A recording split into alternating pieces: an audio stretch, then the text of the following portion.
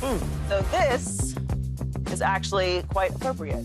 That's it's a lot of games where that has not happened. So, Paul, what was your biggest takeaway from the Pacers' comeback win?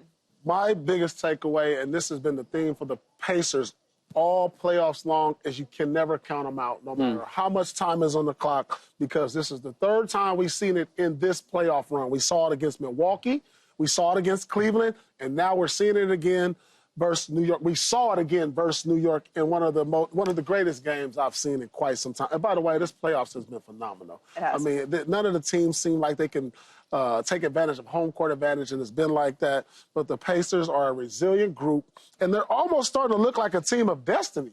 Truthfully, when I see these type of comebacks and this type of fashion from a guy who they called overrated by his NBA peers, Tyrese Haliburton. I mean, he's just coming on here and making the playoffs and Madison Square Garden his stage. I don't know, man. I didn't see this coming from the Pacers. I knew they were a dangerous team. I knew they were well coached, and I did know that they did make the conference finals last year and got handled pretty well by Boston. But right now, they're looking like a championship team. They have great coaching, a championship coach. They have a star player who he just makes everyone around him better. And he's not your prototypical type of star. Because when you look at the stars that's left, Joy and Key and Rick, these guys, most of the stars are kind of like scorers, and they have to score big numbers for them to win. Brunson, Cat, Shea Gilgeous, Ant-Man. But this is a different type of star right here. He makes everyone around him better, which makes them difficult to scout, which makes them difficult. Because, like, you can say, oh, we need to shut down Haliburton, but he goes out and gets 15 assists, and that might be good enough for them to win. And while we're at it, before we move on, I got something for you guys. I brought, as you can see, I have this, for my New York. Hey, listen, New York fans, don't get mad at me. Don't get mad at me. This picture is from the New York Post. They sent this to me, and I was just like, all right, I like to read the New York Post. I'm a fan. So I got one for my co-workers. Thank you. Here you guys go. Thank you very much. Here you go, Rickster. And so I don't know if this is going to be the theme or how the rest of this series is going to go, but I know this is going to be a game we're never going to forget. It was an unbelievable watch, and I don't think exaggerating it. It was one of the more fun games that I've seen in a long time. And I didn't have a rooting interest either way in how it went. But it just feels like the Pacers are truly never out of it. This is the third time that they've done this in this postseason. Game 5 against the Bucks, down by 7 with 40 seconds left in overtime. Game 2 against the Cavs. Cavs were up by 14 start of the fourth quarter, 7 points with 57.1 seconds left. Cavs didn't score in the final 57 seconds. And now this game against the Knicks in Madison Square Garden, where you're just writing fairy tales. You're writing. This is the opening scene of the documentary. The ball bouncing in the air in slow motion. And who didn't know that was going in? I mean, everyone in that arena knew that bleep was dropping right down into the basket. It had to. I mean, they snatched the soul out of everyone in there that's a Knicks fan or Knicks player. It's just, it was absolutely fascinating to watch. And to trick off a performance from Cat like that has got to sting. I mean, he was cooking. 35 points, 12 rebounds. He was everywhere. Everywhere, hitting threes. He looked unstoppable. And then here you are at the end of the game. I mean, at the end of regulation. I loved that. I loved watching it. It was physical. They looked exhausted at the end of overtime. That is a classic postseason game. And for all the stuff that we're talking about, the Pacers not being that interesting, I am in. They look like villains. Choke 2.0. I mean, look at this. Look at this. Like, well, how is that not marketing? I love this. Lean into it. In New York. He actually got the hands right, though. Right, he got it right. Exactly. Like the right hands over the hands are appropriate immediately. And it was 30 years to the day, I believe. Right? Was it 30 years today? To the day, something like that. Yeah, I know it's a day. It's really, really special. You know, to me, you said the takeaway from it. The Knicks took their foot off the pedal. Yeah. Much like the Celtics was doing, right? Just all of a sudden getting comfortable with under 3 minutes to go up by 14. You figured, okay. But then they started turning the ball over, tripping, doing things that was weird. And then all of a sudden you look up And Neesmith and company was just knocking down threes left and right. I mean, he was just boom, boom, just knocking them down.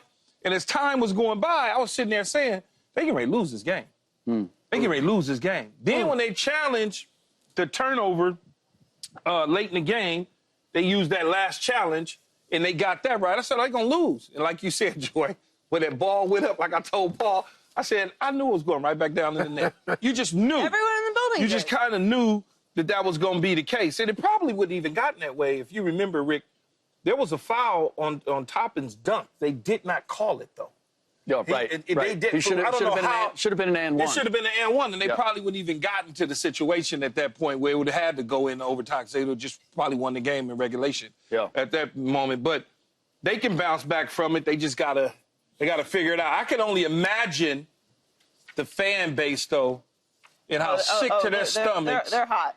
In New York, because they was all over the place. They had a whole setup at Radio Music. Radio City Music. They had a whole setup there. They had another setup at another hotel and at the Garden, and then they go home with a 0. I can imagine that the yelling was not appropriate for children. No way. In fact, I think you heard some of it on TV, right, in the background. What's your biggest takeaway, Rick? Pacers are the most fearless team you've never heard of or paid attention to up until now. And they're giving me 2011 Dallas Mavericks vibes. Because that was a team that we really didn't pay attention to during the regular season. And as the playoffs went on and they were knocking teams off, we were like, wait a minute, what's going to happen here? What could they possibly do? And Rick Carlisle happened to be the coach of that team as well. A bunch of guys that, outside of Dirk Nowitzki, that we really didn't know. Tyrese Haliburton, really the only guy that people have acknowledged or recognized when it comes to the Indiana Pacers. Even to the point where, they were down 15 with like 4 minutes to go in Game 1. Game 2 in that Miami-Dallas series, down by 15 with 4 minutes to go, come back and win that game, and suddenly you were looking at the Dallas Mavericks in an entirely different way. We're now looking at the Indiana Pacers. Well, Dallas had 4 Hall of Famers on that team. Yeah, but they were past their prime. Like, Jason Kidd wasn't in his prime. Like, who else was on that team? Jason Kidd, Sean Marion. Sean Marion. Jason Terry. All 3 of them past their prime at that point, though. Terry wasn't. Even Dirk was past his prime at that point, huh? Yeah. I mean, not past his prime, but he was on the back nine for sure. So I just see the Pacers having that same potential. Like, they could just up and surprise us all in terms of what they do. They didn't quit, though. That's the thing that is impressive. Down by 14, under 3 minutes, they didn't quit. But they've done this so many times now. They believe they're never out of it. But if you're down by 14 points, and the clock is study not in your favor, you automatically just human nature starts to, kind of just let's move to Saturday. Let's move to Saturday now. But the other team that's had that vibe, at least in the past, are the Denver Nuggets. And you know why? Because I see, you were talking about Haliburton. Haliburton strikes me as a young Nikola Jokic, as an early Nikola Jokic. A guy who can hit big shots, but you never feel like that's his first option. He's trying to get people involved. He's trying to keep things going. And I think that's the secret, because Aaron Neesmith knows if he's open, he's going to get the ball. Like, Ty doesn't have a problem stepping back and letting somebody else shine, whether it's Nembhard or Neesmith or Siakam. And then at the same time, if you need him to hit a shot, he's willing to step back and hit it. Cat and OG also missed free throws. But you know what? So in the fourth quarter, so did the Indiana Pacers. I went back and looked at that. They were 7 for 11. But it never should have gotten to overtime. No. I agree with you on that. It never should have gotten. I agree with you on that. And tell me, correct me if I'm wrong, Paul. When you start missing free throws and turning the ball over and missing open jumpers or whatever the case is that the fatigue that's starting to set in the legs? No, it's that saying that you have, Key. That BB. You know that BB? Oh, yeah, tight. They got tight. That's what it is. The nerves set in. That's what that is. Yeah. Because you see that lead shrinking, you're right. And you can't. And we got to get a bucket. We got to turn this. He got to the free throw line, like Joy said. and he hit the back of the rim. Yeah. He didn't even hit the front. It wasn't short, it was long. So did Haliburton, but his went straight up and in. But that's how it goes when the momentum is shifting in the game. And the Pacers, like you said, are fearless. They've done this before. They were never out of it. And you could tell that they were never out of it. Because to Key's point, you're watching the game, and I'm like, oh, this is over. Yeah. Wait a minute. No, they was hustling. Pacers didn't play like it. But because the Knicks were hitting shots, too. Like, it's not like they just went cold. So it's like, how did we get here? How is this happening? And before you know it, it's overtime. But the Knicks was trading 2s for 3s, though. That was a big thing right there. Naismith was you get a deuce, we coming down on the other end, we going to knock down a 3. Yeah. Yep. How are you? What's your mood after a game like this? Man, Joy, I don't want to talk to nobody. I'm going to go in my basement. I'm going to have all the lights on with some candles. I can't sleep. I'm going to be up all night. I'm going to need a sleeping agent, whatever that's going to be. I mean, this is heartbreaking. And I understand the ebbs and flows of playoffs, you know, because it's a up and down emotional roller coaster you go on right now. And like they're low right now. So I know what that feels like. It's like the world's coming to an end. You can't wait for the next game. But the good thing for the Knicks is they like, listen, we really beat them. And remember when I said to the Knicks about they were lucky versus Boston? Mm-hmm. Well, you have to have luck. Like Indiana was lucky. Mm-hmm. Would you agree they were lucky yesterday? He threw up a brick that went in. You know what I'm saying? And along the road to a championship, luck is a factor. Every year I can tell you at one point where some team got lucky, and when that luck happens, and every coach I played for will tell you the same thing, and whether it's the college, high school, or the pros. Something along the road, you have to get lucky. This is lightning striking 3 times for Indiana, which tells me this could be a team of destiny. They did it in the first round, second round, and now you see here in the conference finals. And if they end up winning this series, the Knicks are going to go back. Say this goes 7 games, the Knicks are going to go back to this game, and this is going to be a game they'll never forget. Do you think they lost the series with this game on collapse? No, I don't think they lost the series, because in that locker room, as disappointed as they are, they can go back and say, guys, look at, there's a lot of positive things they can look at the tape. Like, look, we went up 14 because we did these things right. The key is just to finish the game. Yeah. Clean up the mistakes in the fourth quarter. You had they had 2 turnovers late in the fourth. Indy had 0. You clean up all of those sort of things, and you can get yourself right back in and even the score 1-1. But if you allow the same things to happen to you again, like Paul say, man, sleeping. I can only imagine. I was just looking at Bronson at the press conference. Yeah.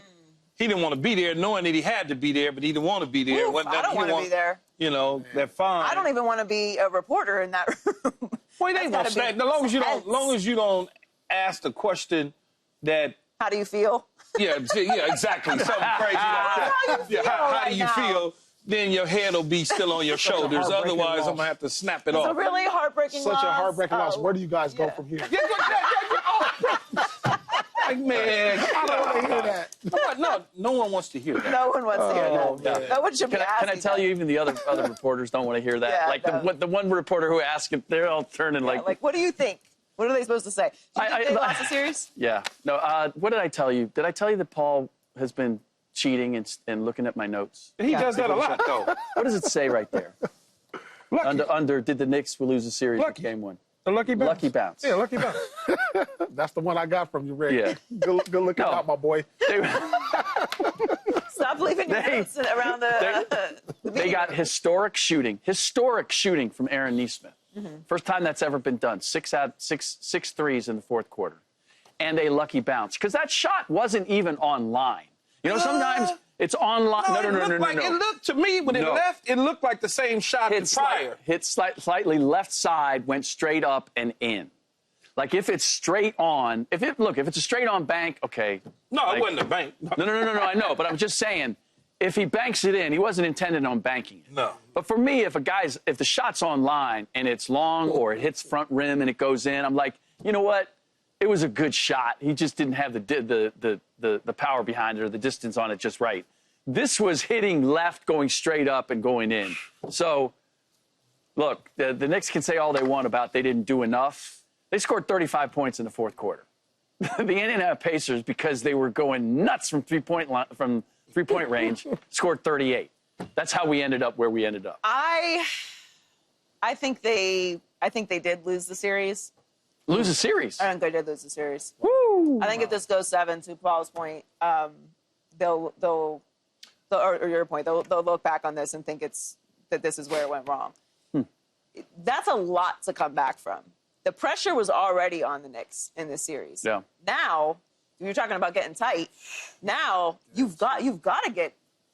You're already in a must-win situation. And I would tend to. I don't like the word luck. Like, I don't like the word luck, and I don't like the word fair. While I would agree you get some breaks along the way, when you do this 3 times, I kind of can't say that you're lucky. Like, that's not a lucky. No, that's luck. That's not a lucky. No, they did it in the first series and the second series, and now they've done it again. And it's not. It wasn't me shooting from the Sparks facility. Okay, that's 3 times. That shot was luck. That shot. That was luck. No. But I mean, in the big picture, what Joy is saying. Also, yes, in the big picture, I don't think they're lucky. I think they're focused. Yep. I think they're prepared. I think they're well coached. And I think they're fearless. I think they're playing free. They look like they're playing free. Yep. They're down, and they're like, whatever. It's 14 points. So what? We can come back. We can come back and win this game. Yeah, but if I keep my foot on the pedal with that 2 and some change minutes left. But they didn't. And they stayed the course. They didn't. The Pacers stayed the course, and the which Pacers I'm fine did what with. they're supposed to do. And I understand. And they did that. Neesmith scored 20 of his 30 points in the fourth quarter. His 6 threes were most by any player in the fourth quarter playoff game in the play-by-play era. Yeah, that's an outlier. Mm-hmm. But so what? There's outlier stats every single. Yeah, but some of them breaks though. A championship run. But some of them fourth quarter breaks late in the game that they got. That's luck, man. And I don't think the Knicks are that much better than the Pacers. No. That ball that I don't grazed Jalen Brunson's fingertips. That's luck. How many things were lucky? Because if he don't just move it, if he just move his hands back, I'm with you. move his hands back. 15 things now. Look, you make your luck. You put yourself in position for luck to work for you. Here's the thing, though. We've seen so many of these games already just in these playoffs. That's why I don't think it's going to have the same effect on the Knicks as if this was the only game that went this way. They did it twice to the Boston Celtics. Yeah. Like, that was luck. Okay, but it goes to show that luck can turn in a lot of different ways. For sure. And so if I'm the Knicks, I'm thinking, look, okay, so we got what we gave, right? We can give it right back. There's nothing that says that, yeah, we blew an opportunity to take a 1-0 lead, and now we got some work to do. But I didn't see anything in this game. I think you put behind you the fact that you lost the game and say the game was there. All we have to do is tighten it up a couple things, no, but this is the and thing we're okay. too, though. Listen, you got a terrific game from Cat. He hasn't had a game like this. 35 points, and Jalen Brunson had 43 points. You got their best. Yeah. They're not going to do that every night. They're not going to do that every night. And I know, yes, that Neesmith is not going to hit 6 threes in the last 4 or 5 minutes, of course. But to get to what I was talking about on the luck side, listen, only 4 teams have come back from down 7 in the last minute of the fourth or OT in the playoffs since '92. Indiana has done it 3 times in this playoffs. Only 1 team coming into this playoffs has ever done it. And like you said, Joe, you do create your luck. Yeah, I can't say that it's luck because these are 2 very evenly matched teams. If this was a wild underdog and they're doing this, okay, like maybe I could get there with you. But there's so many things that they did just in this game to win this game. They won this game. They took this game and the Knicks gave it up. But this for sure was luck. It was this luck. 1,000%. Well, when I look and say entering last night, teams were 0 and 99, 999. How much? What's the percentage of luck that you're putting into this?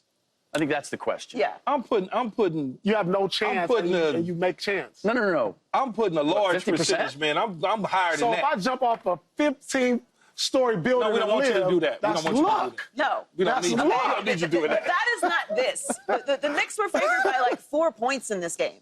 They're not heavy underdogs in this series. This is a very evenly matched teams. This is not some dominant up by 14 dynasty points. The game is basically over. But it wasn't. Because they stopped playing and the other team kept playing. Who made them do that? That's their own stupidity. They're lucky that the Knicks stopped being focused? Yeah, they are lucky that the Knicks stopped being focused. I don't know. I think that's taking away from what the Pacers have been throughout the postseason and what they did in this game, which if they got lucky to get to overtime, now you have to go win the game, and they lost in overtime. If they had forced overtime and the Knicks still won, then maybe I could get with you there. But they took this game.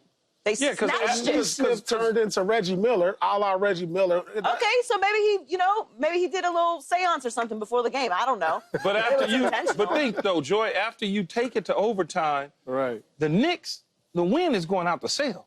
They are already feeling a certain way. You done surrendered a 14-point lead. They thought they lost. Then you just thought you lost. You thought you lost. So now you got an extra, but you could flip it the other way. Oh, we thought we were done. Oh, no, we still got a chance to win. It's heartbreaking, though, man. It's a overtime. You're already heartbroken. You're already just completely crushed. You know what? Tyrese Haliburton came up clutch last night. Maybe he's the most clutch player. He led the Pacers in scoring and assists with 31 and 11. Plus, his incredible almost game-winning step back pushed the game into overtime. Haliburton and the Pacers have won 3 games this postseason when trailing by 7 or more in the last minute of the fourth quarter or overtime. Only one team had ever done that previously, as Paul just said. So, Paul, is Tyrese Haliburton the best player in the series?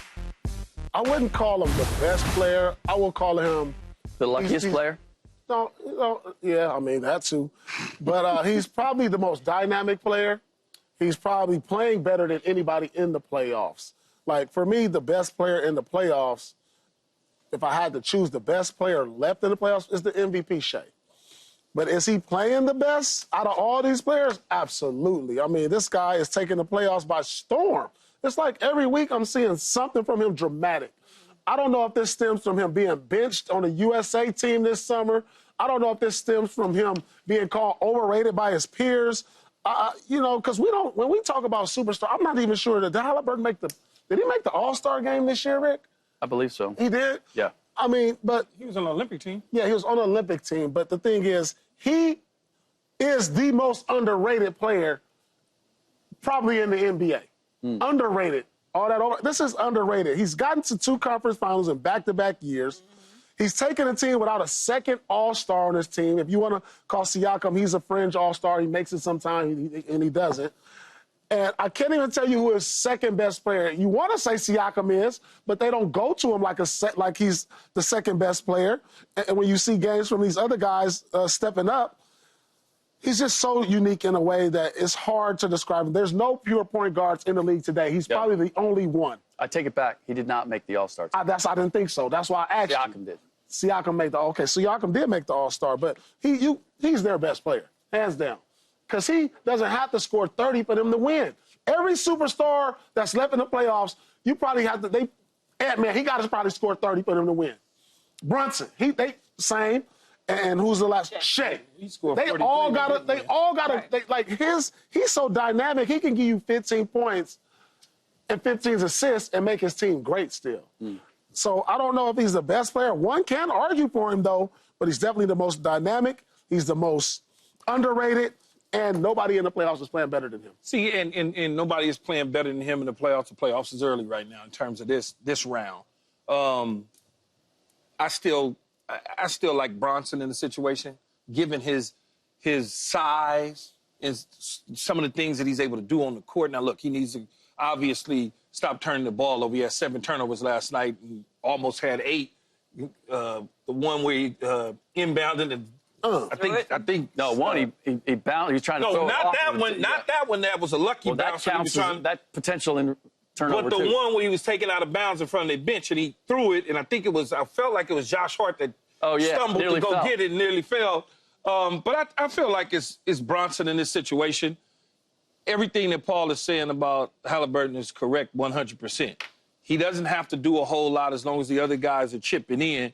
But when the time comes that he has to do, as we saw last night with the lucky bounce, he was able to nail it. Oh, it was a lucky bounce. We all know that. Yeah. Right? No, I did not. That was as lucky as all outdoors. That could be a lucky bounce, but you guys are taking the luck factor here way, way, way too far. It's just not. They put himself in position to have a lucky bounce. He did a good job. Get them to overtime. No, he did. They did what they were supposed to do. Yeah. They kept their foot on the pedal. when the Knicks decided that they was already going to the club to party. They figured it was over. They had the bottles already at the table. Man, they had already ordered them. Yeah, that's what I'm saying. We'll be there. Game was over. We'll be there by midnight. We're going to be there, y'all. Right. We'll be there by midnight. Is Haliburton the best player in the series? I'm not ready to say that he's the best player in this series, but he's certainly in the conversation. And I don't know that he was. In fact, I know that he wasn't when we were going into the series. I'm not even sure that we would say he was the second best. I think a lot of people had Jalen Brunson without question, the best player. Might have gone to Karl Anthony Towns next. I said it going into the series, and one of the reasons why Pascal Siakam was their all-star is because a lot of people looked at him as Indiana's best all-around player. So Tyrese has changed all of that, and I don't know that I'd put him there yet, but you give it a couple more games and he keeps doing what he's done to this point. I mean, he certainly looked like it last night, and they're just supremely confident in themselves. Yeah. What? I'm just saying, whoa, yeah, you're right. I'm like, what did I say? I gotta watch myself. No. Yeah, especially with Paul. Like you're right. Yeah. I was like, I thought that was clean. I mean, one more inch, and that is an iconic ending. He was 31 points, 11 assists, only 2 turnovers. Yeah. Brunson had 43. 7 turnovers. But he had 5 assists and 7 turnovers. And I know this is not like... So if you're talking about production and efficiency, you could make certainly a very strong case that Tyrese Haliburton had a better game than Jalen Brunson last night. And, not that any of this matters, from the 3 either. but he is making the Pacers so likable. Who? Haliburton. Like, they're arriving. Yeah. He's arriving. Wake me up. We always like... If you weren't awake last night, I don't know what to tell you. That was one of the best games I've seen in a very, by very the long way, time. Well, Mr. I can't stand them because they're not entertaining. You got to take that back, bro. It got good with 2 minutes left in the game. What? It always wait. It was good with 2 minutes left. Did you guys go out during the Eastern Conference Finals? Who, Paul? Yeah. When my... Yes. Like between games. No. I never went out during the Eastern Conference Finals. No. I never went out in the playoffs. Yeah. No. I'll go out to dinner, but like not hanging out. No. Not the club? No. That's not a good look, right? No. But if they go up 2-0 Indiana, I'm gonna tell they need to tell Coach, let's stay in New York another night, and y'all can go out and kick it because this series is over if they win another game in New York. Subscribe here to get the latest from Speak, and go watch a few segments from our other shows on FS1.